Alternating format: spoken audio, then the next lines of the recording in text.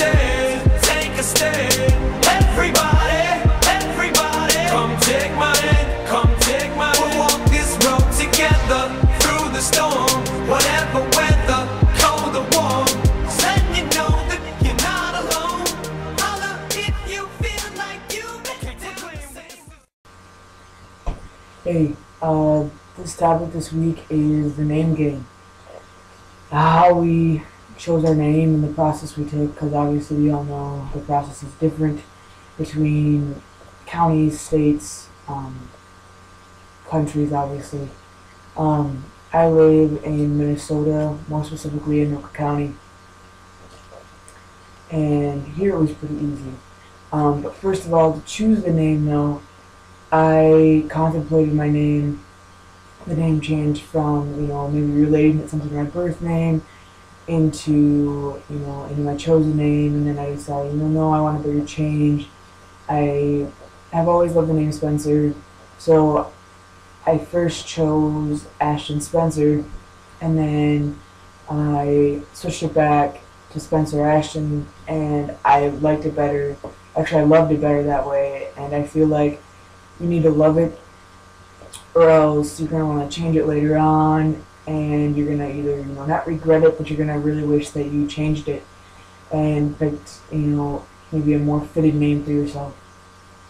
So I changed my name. I finally came out to everyone, and I, came out as Spencer Ashton, and, I really loved it. So then I came out as trans, and then I finally decided, I want to make this legal. I liked it so much. I really felt that it was the right name for me.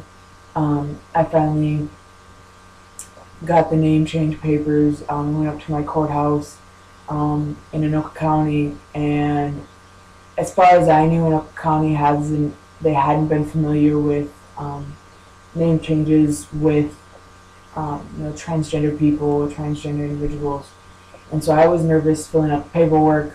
And so I filled out the paperwork. It wasn't very thick, honestly. I think it was 8 pages or 10 pages long, just some stuff. And then I filled out a set of papers to waiver my fee of $340 for the name change, and then it would have been another $60 to process it all.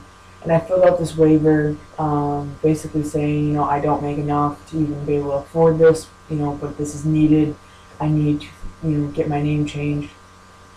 And fill out all the paperwork. I turned it in, and about, I believe it wasn't even a month, maybe a little over a month later, I turned the paperwork in. I was supposed to hear back. I never got a message or an email, a phone call, a letter in the mail saying, hey, this is your court date. So I ended up calling saying, hey, I got some questions about my name change, and they gave me a case number and said, hey, call this number, you can make a court date. And this was it was the middle of February, the end of February, and I got the name change court date for March 28th. So it was just about a month later that I got my court date, and I asked if my fee had been waived, and they said yes, I don't have to pay anything at all. I didn't have any expenses with it. And so I ended up going to court, and I needed to bring 2 witnesses over the age of 18 that I've known for over a year. And all they asked, I brought my father, and I brought my birth dad and my dad's girlfriend. I brought her with, because I've known her for just a little over a year, but she's been really close to me and my dad. And they just asked her, they asked both of them like 3 questions, state your name and your birth date, and then how long have you known the individual, and if I am doing this on good conscience, and that I wasn't running from the law. And then I got asked a couple questions, and then they ask you why you want to change your name, and I said because of my GID is what I wrote down on the paperwork for the request for a name change. And he hadn't heard of it. He goes, if you want me to ask, what is what is GID, and I told him it's gender identity disorder, and I explained to him, gender identity disorder. I guess I shouldn't say I explained to him. I just said, yeah, it's gender identity disorder, and he kind of just, oh, okay. He wasn't very experienced in, I think, this kind of name change, and so after he granted my name change, I asked, I wrote on the paperwork as well if I could change my gender on my license for safety issues.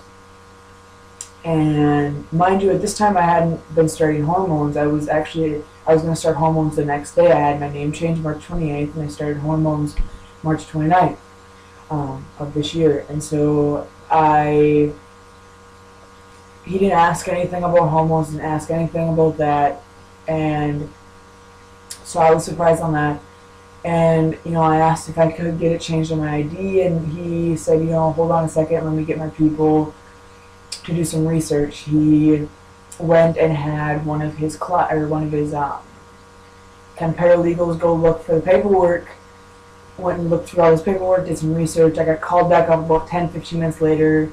We just sat in the courtroom listening to some other stuff, and got called back up, and he said he doesn't have the jurisdiction. He doesn't have the jurisdiction to change my gender on my license, since that is through the DMV, the Department of Motor Vehicle. And so he said he was going to change it on my birth certificate. And yes, I said birth certificate. If you guys do not know, in mostly every state, if you can, in the states that you can get your gender changed on your birth certificate, you legally have to have a surgeon's note saying that you've had this surgery done, either top surgery, hysterectomy, bottom surgery, whatever is required to change your gender on your birth certificate. My judge signed off for me to get my gender changed on my birth certificate without hormones, without asking if I was on hormones, without asking if I had surgery, without the required paperwork from my surgeon.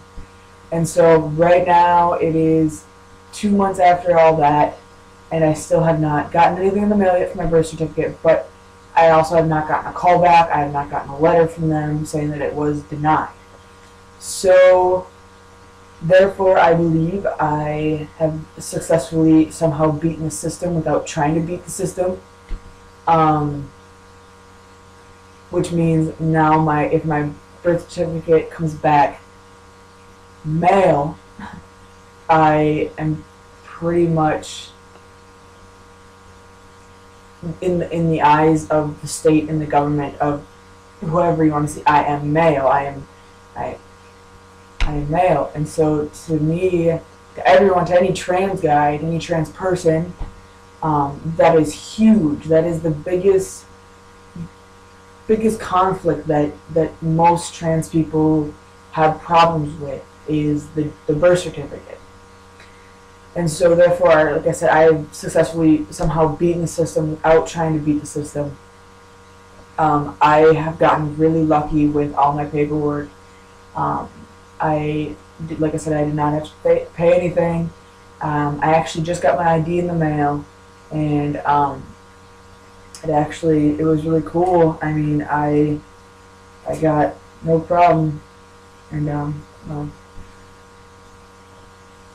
it says male under sex. So to me, that was super cool. I got that in the mail probably, I think, 2 weeks ago, and it says male, no problem. And yeah, I mean, I know a lot of guys have a harder problem. Financial problems is the hugest one.